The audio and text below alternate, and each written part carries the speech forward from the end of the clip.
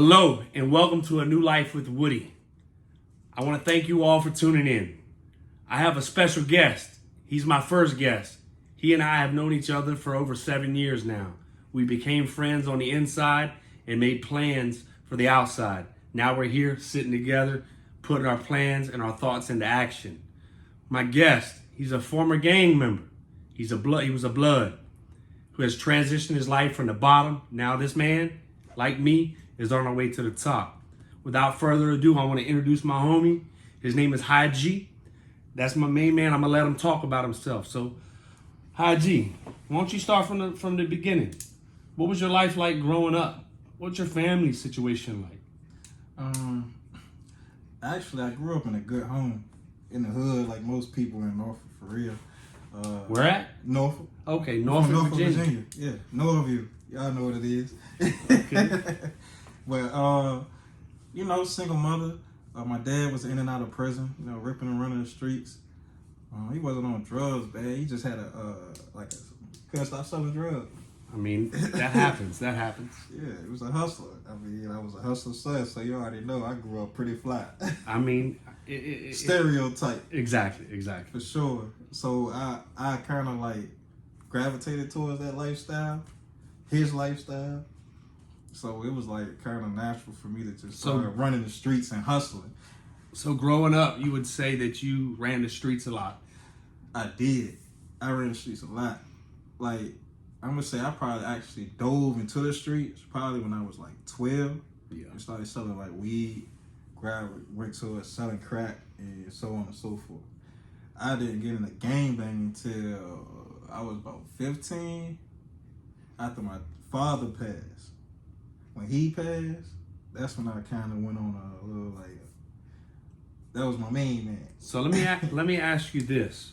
So when you first got introduced to the gang life, yeah, what was your persona of it? How did you perceive the gang life, being a part of the Bloods? How did you perceive that? Actually, man, before I got into being a gang member, I had told myself I would never be a gang member. I was I would never put myself in that situation with somebody else telling me what to do. I was the complete rebel. So you actually told yourself as a youngster that you wasn't going to be a part of that lifestyle, but you ended up being. Yep, it's because a friend of mine, it was his brother. He came to me. We was sitting down one day. We actually was doing a drug transaction. And we sitting there, we talking. He yo, don't you know if you became a blood, you could make way more money using everybody else. I'm so he got to breaking down the whole math equation of everything. So becoming a blood became a put you on a different platform, pedestal, you would say. No, being a blood made more avenues for me to hustle. Okay. I wouldn't say put me on the pedestal because half the people I probably gave stuff to, I didn't even know. I see what you're saying. But living that lifestyle, when you was ripping and running, did you earn your respect from your oh people? Yeah, for sure, because I was a pop off too. I was a real hot Woody. You see. I've seen you, and not to mention, look, when I met him when we were in prison, he was a blood still. So just so y'all know, he was a blood at that time. Yeah, I was snapping with it, and then I was a blood after my pops died. So it really wasn't nobody that could kind of calm me down. So it's I won't let nothing slide. That even led to me getting locked up because I was that way. I became reckless. I became extremely reckless. I didn't care about myself. So I've met your mom. Yeah. So what did she think about this transition when you hit the streets running and lived that lifestyle? She got fed up real fast. Okay. She didn't want me and what I was doing to influence my brother, so she kicked me out. Okay. She definitely kicked me out. So I'm gonna touch bases on something too. It's a little personal, but your brother, he passed away. Yeah. Did he follow in your footsteps? Did he look up to you in that aspect and want to follow in your footsteps? No, he didn't want to be a gang member. Okay. He Yeah. didn't want to be a gang member. I mean, he wanted to sell drugs. Yeah. Yeah. He wanted to do that, but he didn't want to be a gang member. For everyone to know, you know, when I met Higee, I told you he was a gang member. He was reckless. He was off the chain. He had a little running partner named Lil Tunch. He was about 3'2", and I tell you what, he had the heart of a lion. So he was reckless. You know, he had his name stamped. You know, but him and I met, and he was an artist, and I seen how he moved and grooved, and you know, I watched him, you know, paint a lot, and I got ideas from him, and I remember one day. I had told him about my plan of starting an art studio, of how I wanted to transition and go home to start an art studio. And this brother right here jumped on board. And he said, we're going to do it when we go home. And that's where them thoughts came from, sitting on my bunk in 50 building in St. Bride's, to transition to now that we're this close to opening our own art studio. Hopefully this year. Hopefully this year. So it can be done. If you put your mind to something out there, I'm telling you, I don't care where you're at, what you've been through, you can make it, because I'm living proof, and this guy right here is living proof. We've both had our struggles. You know, at the end of the day, you know, we make our mistakes. You know, we was the dregs of society at one time, but now we're out here in the community, got jobs, living life, family member. He just welcomed his son into the world 7 months ago almost. And I tell you what, it's a beautiful thing. He's transitioned to to that. So let me ask you this. Let me shift focus for a minute. What's your ultimate goal in life right now? My ultimate goal is to continue on this journey, creating this legacy and dynasty to pass down to the next generation. Okay. And it's going to be an extremely artistic and creative and beautiful one. I tell you.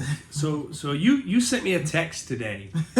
He sent me a text while I was at work, and I'm gonna quote it. He asked me specifically, "Why do I paint? Why do I paint? What is my reason for painting?" Now, mind you, we paint together. We've painted paintings together. And he asked me what was my pursuits in life. So I'm going to ask you the same thing. What makes you paint? Why do you paint? And what are your pursuits in life? Since I was a kid, Woody, it's like I get a crazy amount of images in my head, visions, everything. Like it's just overflowing with it. And even as a youngster, like my mother will tell you, I had a crazy gift towards art. Okay. Like I used to walk around with this little suitcase in elementary school full of my art supplies and pictures that I drew for kids in school. Yeah. Like I was actually getting money too. My mama told me she had to cut somebody out on the phone because some kid owed me some money for a picture. Oh, see, you were selling pictures back then in school? Yeah. Wow. So your hustle mentality stemmed way back into elementary and middle school. Just got discouraged. I got discouraged with the streets and whatnot. But really, man, that's the main thing. It's like I got so many images, ideas, visions, everything that I just want the world to see. He has a couple characters. I don't mean to cut you off. He has a couple characters that he has finessed. He's on a couple other platforms. I'm gonna let you go ahead and spill it out, and we're gonna try to edit it to put them on the screen so you can go check them out. Go ahead and tell where you're at and what your plan is on other platforms. Yeah, where you at? can find me on Instagram at imagine_priceless or Facebook at Priceless Trail. Even TikTok at I Priceless the One. Okay. More or less, it's just I'm helping people bring their own images and ideas to life, as well as exposing and letting people witness my own artistic ability. Okay, like I told y'all, him and I are starting an art studio. So the vision that we have is to help have a place, a non-judgmental place for kids, adults, whatever the case may be, to come into an atmosphere, learn to paint, show their artistic ability. Even if they don't know how to paint, we're going to teach them. We're going to start from the bottom and go to the top. It doesn't matter. So when I brought this idea out, did you ever think that we would be sitting here today? Honestly, I thought we'd be in the studio painting. By now? Yeah. I by mean, now. I've been out a little over 90 days, bro. You've been home since 2018. So man, shoot, you don't know how fast I was running when I came. I know. I heard. You're back on track, and I like that. Yeah, I jumped out there. It is what it is. What? But our art studio, if you envision it 5 years from now, where would you want us to be? Where can you envision us to be? Because I got my own vision. 5 years from now, I wanna be exactly what I just told you I was, in that art studio painting. Probably talking to some little kid, keeping them from getting discouraged like I got discouraged. Exactly. And It's all about the kids, man, because that's the future. The kids that are coming up now, they're so focused on different platforms and video games and things of that nature. I want to pull them away from that. See, in the era in which I grew up, and of course you're a little bit younger than I, but you went outside, you got dirty, you didn't come home until dinner time. Yeah, I ain't had no cell phone when I was a kid. No, we didn't have now cell phone. I'm gonna tell you what, man. My little nephews and them, they know how to use a cell phone still to this day better than me. So it's crazy. So I'm gonna flip the script again. Okay, you going to prison? Yeah. If you don't mind, do you want to talk about what you went to prison for? I went to prison for 17 felonies. That consisted of robberies, malicious wounding, body armor, firearm charges. It's a list of them. Basically, it was a situation where one of the homies ended up going into debt with one of the big homies. Oh, wow. So you're saying a member went in debt with a hierarchy, so they had some kind of relationship going on. He had to pay that back. And he had to pay it back. So they basically asked me, like, man, can you help her get it before they do something to him? Now, this person was somebody close to me. And you know him. He was somebody close to me. I know who it is. It was kind of like, I know who it is. It was kind of like, man, number one, I won't go let them do nothing to him. Okay. And this is your family. This is your family. They came to me because, number one, they knew I wasn't going to let them do nothing to him. And they were scared of me. So they're like, man, can you take care of it, please? I went to him, I'm like, look, man, they want to do this, they want to do that. Gotta get that money back, straight up. Straight up. He like, man, what I gotta do? I gave him a gun. I'm like, man, I don't know what you gonna do. You done smoked up all the drugs they gave me. So if you ain't gonna ask your people, you need to go get it from somewhere. So I mean, it led to a robbery, 3 robberies that we ended up getting locked up for the next morning, and I ended up with 15 years, 3 life sentences that end up non-processed. Oh, thank the Lord. Yeah. So when you first went to prison, Mm-hmm. what was your first experience like when you first went to prison? How did you perceive walking into the receiving center? You walked in? That was a crazy part, Woody. I walked into prison. I would have thought I walked into the rec center or something out my neighborhood. Yep. And where was that at? And look, because I went to Norfolk jail first, right? We got locked up. A crime was committed in Norfolk, so I got locked up in Norfolk. So as soon as I hit the floor, they threw me in a hole first. So my first experience in jail was straight in the hole. Straight in isolation. And they put me in the hole because I was a blood. They knew I was from Northview. It turned out the gang dude knew my cousin at the middle school. So in my neighborhood, so he like, oh yeah, I already know my shoes. He already knows what can transpire. Yeah, but it was kind of like I wasn't unfamiliar being in that situation because I've been in trouble before, like as a young guy, going to I had to go in jail before this. I went to jail for drugs in school. Got caught with some weed in middle school, Bayside Middle. Luckily, I ain't do no time. I ended up had to go into the jail for a few days for failure to appear. Mm-hmm. They held me, and I think they dropped the case only because it was a high profile case that Malvo was going to court. Yeah. So it's like they gave me a slap on the wrist, boom, going. Got you out. Yeah, I was out of there. For all of you who do not know who Malvo was, he was the DC sniper. But I'm gonna move on. First experience. Yeah, your first experience. That's what I was gonna. That ask. was the first experience. My bad. But anyway, I'm moving on.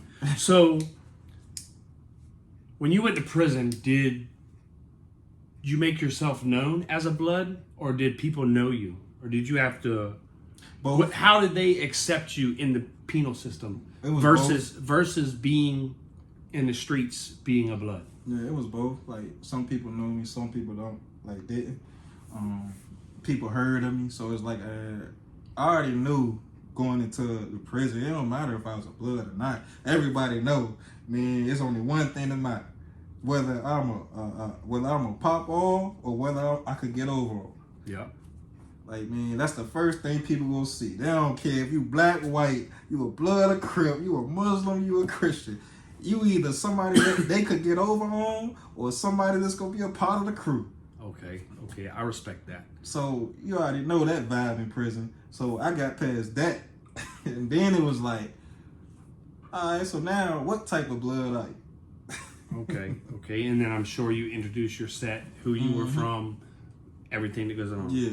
So on and so forth. So from there, it was kind of like, all right, I was official. They knew I wasn't faking the funk or nothing like that. Because we do know people fake being gang members just for the sake of protection or any type of thing. And sometimes they get, their whole card pulled. But he was official, so he was able to go into the penitentiary, show who he was, have the credentials, and he was able to, slide through and become a part of the system. In prison, my experience for doing almost 22 straight calendar years, gang members, they run everything. They have their hand in just about every single type of illegal operation going. So even running the phone. From the phone. And if you a nobody, you ain't getting on the phone. And if you just don't stand up for yourself in prison, you're just gonna get ran over. But I wanna ask you, when did you realize enough was enough about being a blood? Because we all know once you become a gang member, they say there's only one or two ways out. Either death, get beat out, whatever the case may be. You got different type of levels in order to get out of your gang. So when did you realize, you being a blood, that I got enough of this, I need to change my life? What made you, what was the focal point, driving point to get you to that point? You want to know the weird thing, what it is? I always felt that way. Cause I felt like I ain't never fit in, like with anything. Like I never fit in. Like either I thought too out the box, I thought too illogical, or I was just too crazy, or man, you just too wild, or shoot, you too humble. I mean, it's just always something that made me not fit in. You are very humble. He's a humble guy. He's quiet. He's steady. But you know what they say? The most quietest people are the most dangerous people. That's what I was wild. See, word spreads on compounds when situations happen, and it wasn't. I knew the day that you were no longer a blood. So tell me the story leading up to that. What transpired? I went to the hole that last time. We ended up having to do something to somebody on the rec yard. And I remember the situation.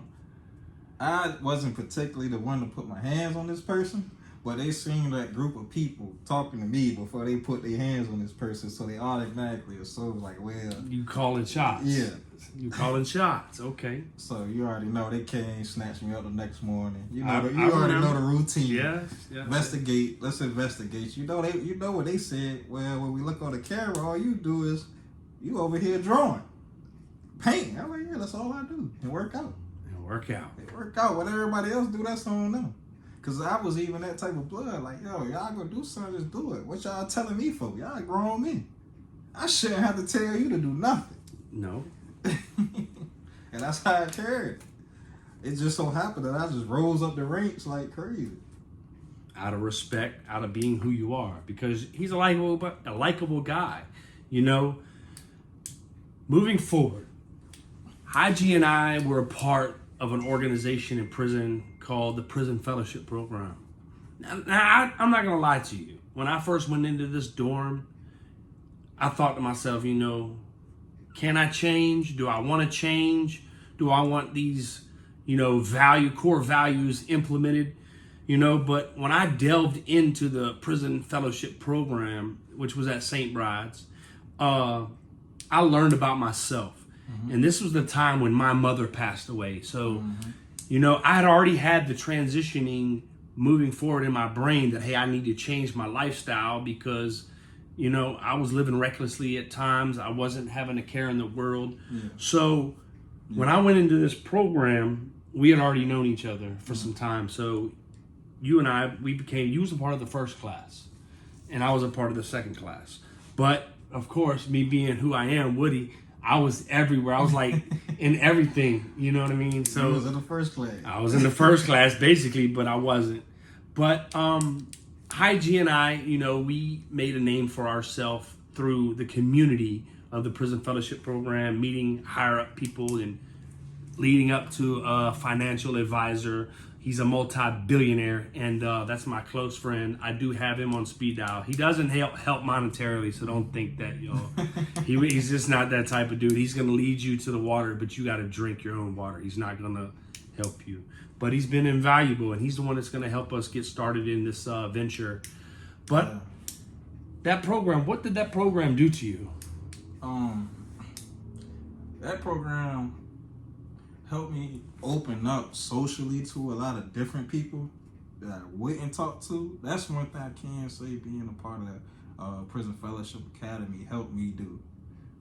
Socialize with different people. People you would not normally socialize with. Moving forward, so, my whole thing, man, about life after prison. That's what I'm thinking about now. I said in the intro, you're on your way up. So my point is, moving forward in life, you're going to look behind you? Are you going to look at your experience in prison and try to make a better life for yourself? Are you going to look back at some of the mistakes that led you to prison? So if you get put into a situation, are you going to look to that and be like, nah, I can't do it. I'm not going to go back to that place. Because I sure do. Yeah. I look at that. I only look back to check up on lessons that I learned. I don't look back as more like a glory, something to glorify, but more so something that I need to remember. Yeah, you'll never forget. Yeah, and you utilize to motivate me to man, this ain't where you want to be. The number one lesson I learned. Yeah. This is not where I want to be. No, because your brother was sick a lot of times. My brother made it. He survived long enough for me to make it home and passed away. I know. It crushed me when I heard that because, it's hard losing a loved one in prison because I've lost several people, including my mother and my father. Mm-hmm. But, when you know that you have a family member in prison who's about to pass away or who could pass away, your stress level goes up here because you're always on alert. You're listening for your name if they call you because you know that any given moment, somebody could be summoned you to the counselor's office, to the chaplain's office at any given time. Yeah. But I remember a situation. You had told me it was like your brother needed a kidney, and that you were going to try to give him yours. Remember that? Yeah. And I think that's just an admirable thing because when my mom got sick, I went and tried to donate a lung to her. Found out we were a match. But the prison system would not let me give a lung to my mother. Yeah. And that's the sad thing in prison. You could be a 100% match for a vital organ for a family member. And can't even help him. And that's sad. That's sad because a lot of people die. My mom could have been living to this day had I given her a lung. I had thought about that. Mm-hmm. You want to know what's crazy, man? And it kind of ruined my brother's chance to get a kidney from me because after COVID hit, I came home 2020. January 2020. And COVID hit that year heavy. So as soon as that came, they told my brother he couldn't even get a transplant without getting a COVID shot. And he was one of them people that was like against the COVID shot. And he was telling them like, man, if it was a few months earlier, y'all wouldn't even be asking for it. Yeah. And it won't like people weren't getting surgery done and COVID won't already. It was already in other states. It just won't everywhere. Yeah, exactly. So, I'm gonna wrap this up per se because it might be a part 2. So you're a family man now. Speak about your family if you don't mind. Because you got a beautiful family, beautiful wife, kids. Tell people about your family, man. Yeah, so I'm engaged to be married. Whenever our art studio open, the marriage will be after that. I'm married to Caitlin. She got a girl and a boy. They're your kids. And Courtney. They mine. They're your kids. I'm getting that. They mine. Okay. But that's what she brought, and she gave me my son, Priceless. And I named them Priceless. I named them after a character I created in prison. I know who Priceless is. Yeah. For everyone to know, the name of our art studio is going to be Imagine Priceless Studios. It's a very unique name. It came from his brain, and we're going to utilize it. Mm-hmm. So it's Imagine Priceless Studios. Be on the lookout for it. So the beauty of the name Priceless, right, is that's the name I was known for when I was in the game. That's what everybody called me, Priceless. Mm-hmm. Like, yo, when something popped off, all of my little homies, everybody drove back to Priceless. Oh. So I wanted to recreate the image of what the name meant in regards to me. So I started utilizing it in my art till I came up with a character named Priceless. Who you can see my son pulling my hair crazy. The characters look like me, but now that I got a son, he look just like him. You would have thought I drone till he popped out of her. Yeah. So anyway, I want to thank y'all for tuning in to A New Life with Woody. If you haven't hit the subscribe button, go ahead and hit it now. Hit the like button. Hit the notification bell. Whatever you got to do. Just stay tuned. We're going to bring more videos. We're going to bring more different types of platforms to y'all to be able to go to. But I want to thank y'all. Go ahead and shout out your Instagram and all that stuff again so these people can hear. You can find me on Instagram at imagine_priceless, Facebook at Priceless Don Trail, and TikTok at iPriceless1.